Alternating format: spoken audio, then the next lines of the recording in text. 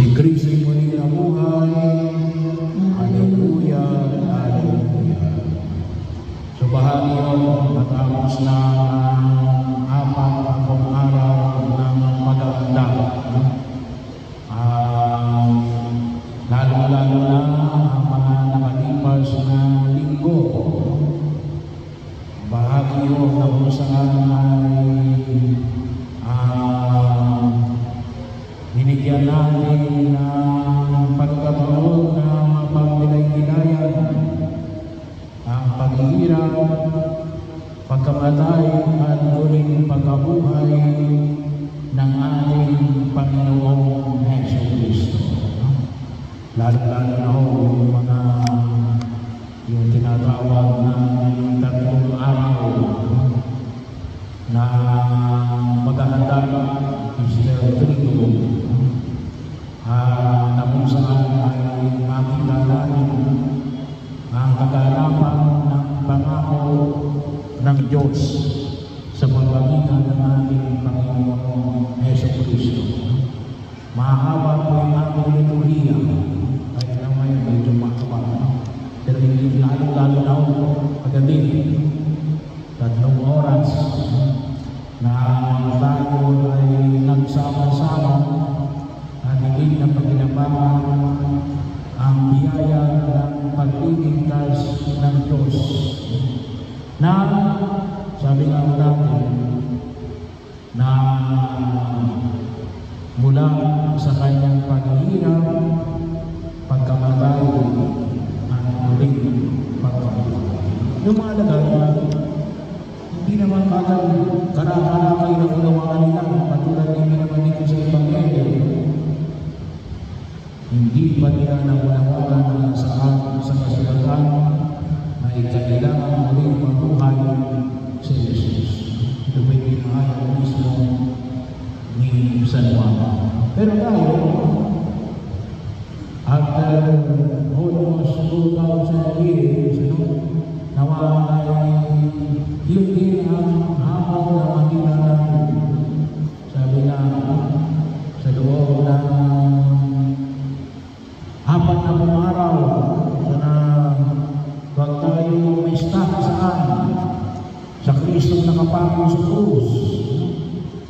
Kasi kumisa na rin tayo ulit. Sabi mo nga mula pa ng kahapon na yun ay kumisa na rin nakikita natin yung ating sarili na nakapako pa rin kasama ng dalawang magnanakaw. Bahagi ko katulad ng pagkapako ni Jesus sa bundok ng Kalbaryo. Kinakailangan makita natin yung kahalagahan ng muling pagkabuhay ng ating Panginoong Jesucristo. At paano ito? Kinakailangan natin ang pagbilay-bilayan. Kasi hinahayaan natin na tayo ay nakawan ng kaligayahan na dulot ng pagkabuhay ng ating Panginoong Jesucristo ng dalawang magnanakaw na ito. Una, meron po study na ginawa, tinatanong yung 50 years na ba, na kapag pinag-usapan yung nakalimas, ano yung kalimitan makita nila? Sa ngayon si study, ang kalimitan na ito, regrets. Sa Tagalog, panghihinayang.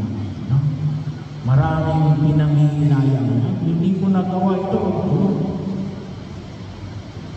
Nakaplano. Pero hindi nasimulan. Nasimulan pero hindi pinagpatuloy. Regrets. Bahagi ko. Bago pagkakaroon.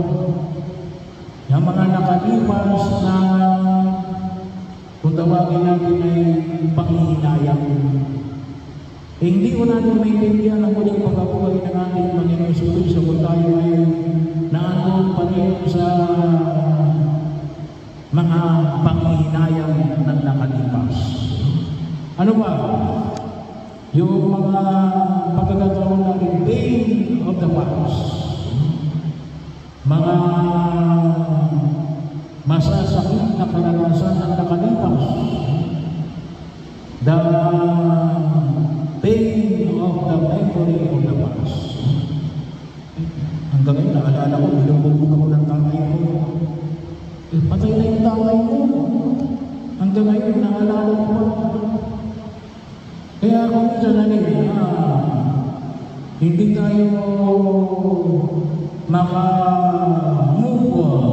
Yun ang sabi ng mga kabataan ngayon. Bakit?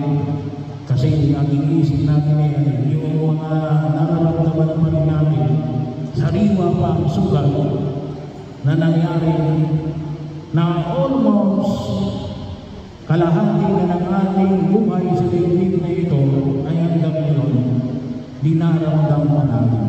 Ano? Kaya napakahalaga na ialay natin yung ating mga regrets sa harapan ng Diyos, yung mga bagay na hindi na namin nagawa ng paraan. Kasi nakalipas na yun. No? Wala na tayong magagawa doon. Kinakailangan natin, sabi nga, move on. Sa may mga estudyante na tinatawag natin, moving on. O kung tawagin natin, kakatapos naman natin, i-graduate mo na. Ipag-graduate mo na yan. Kinakailangan natin na makita mo. Hindi mo masama na tayo matulo sa ating nakalipas. Pero kapag hanggang ngayon, nararamdaman pa rin natin yung sakit na dulot ng memorya ng nakaraan. Halimbawa, makita mo lamang yung tao o maalala mo lamang yung pangyayari, hindi kaya ay makita mo yung lugar na nagdulot sa iyo ng kapigatihan. Nung isa mo, may nagsasabi, nagpagawa ng magandang bahay. Hindi ka nagpagawa ng magandang bahay, nagdadalawa na lang kayo. Kasi nung bata kami, ay minamaliit ang aming pamilya. Kasi wala kaming bahay. Nagdadalawa na lang kayo. Nagpagawa ka ng bahay para amin as an act of revenge. Ano ibig sabihin niya? Nandiyan pa yung sakit na hanggang ngayon dinaramdam mo kasi minaliit ka ng ating bahay mo. Kaya hindi natin manlalkuhan ang Kristong ulit ng buhay. Bahagi ngayon, ialay natin sa Diyos. Ipanalangin natin sa buong may kapal. Alam niyo, mula noong February ay bahagi yun, kasama yun sa session of prayer na hinaan natin kinakailangan mahilo ang sukat ng nakalipas. Maging ito man ay ang mga panghihinayang o maaaring gawa ng galit ng mga nakalipas ng Panginoon. Kinakailangan natin ihandog natin sa harapan ng buong kapatid. Sapagkat huwag natin kalimutan natin, dinanasan natin, napakot tayo sa Diyos, pero hindi. Bahagi natin, amin ang higit na makita natin. Ano sabi na ni Pope Francis Xavier? We are the isolated people of God. Tayo ay mga tao muli na buhay kay Kristo. Pangalawa, bahagi yun na kung saan ay makita natin na tayo ay ninanakawan ang kaligayahan ng muling pagkabuhay ng ating Panginoon sa Kristo. Bakit? Because of the fear of the future. Natatakot tayo sa kinabukasan. Kaya po kung minsan yung iba gusto niyang malaman niya kinabukasan, mayroon nagpapahula. pinaalala ko, bawal naman magpahulang sa ating Katoliko. Ano mang uri ng pahula, bahagi yun kung saan yung makita natin. Sapagkat hindi yan ang solusyon para makita ko natin. Maalala mo doon, yung isang pari na nakasign sa Quiapo, sabi niya, ay siya ay matagal na nakasign sa Quiapo. Wala naman natin siyang nabalitaan na manghula. Kasi may 400 o 500 yung mga manghula na nakapaligod sa Quiapo Church. Pero wala siya nabalitaan na isa man sa manghula natin. Nanalo ng lolo. Yung manghula yun. So ibig sabihin, kaya sila sarili na, hindi nila magulaan kung ano ang number na mananalo sa loto. So bahagi yun, kahit na alam natin yung hinaharap natin, yung mga pangyayari sa bukas, hindi yung solusyon para mawala ang ating takot. Baka nga yun ay magbigay ng halos na bigat para tayo ay matakot. Paano tayo hindi matatakot? Paano tayo mapaglabanan ang ating pananakot? Ang tama ko, dinahis ng Santa Iglesia, nasa regular na jubileo ngayong taon ito, 2025, regular every 25 years. Yung latest na regular na jubilee year ay yung year 2000, no? Kay Pope John Paul II. Pagkamat, meron tayo mga extraordinary jubilee year, katulad ng 2021, yung 500 years of Christianity in the Philippines. Noong 2019, yung Jubilee of Mercy, extraordinary yun. Pero ngayon, yung ordinary Jubilee natin in 2025 ay pinamagatang Jubilee of Hope.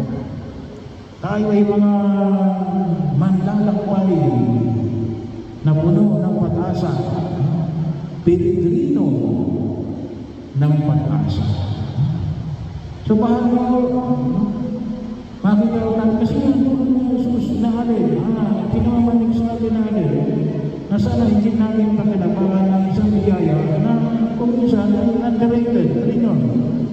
Ay katulad na ho, ng karanasan ay pinamanig ko sa atin sa ating kultura, yung salubong kanyang madaling araw ni Maria at ni Jesus na muling nabuhay, no? Sinong nakasalubong mo? Si Jesus na rin. Baka nakapako pa sa krus. Hindi, dapat si Jesus na rin. Muling nabuhay, no? At yan ay binibigay ni Jesus sa sila kapag tayo magsisimba pag-araw ng linggo, no? Hindi lang ako bahagi ng obligasyon na sinasabi lang siya magsimba ngayon every Sunday. Bakit tayo magsisimba na every Sunday? Kasi isang biyaya natin na makatagulong sa Jesus. Matanggap mo sa Jesus sa kanyang katawaran dugo ang pagkain ay nagbibigay ng buhay ng walang hanggan. Palakas nila ni Jesus na may kapangyarihan na sirain ang kamatayan. Binibigyan tayo ng pag-asa ni Jesus.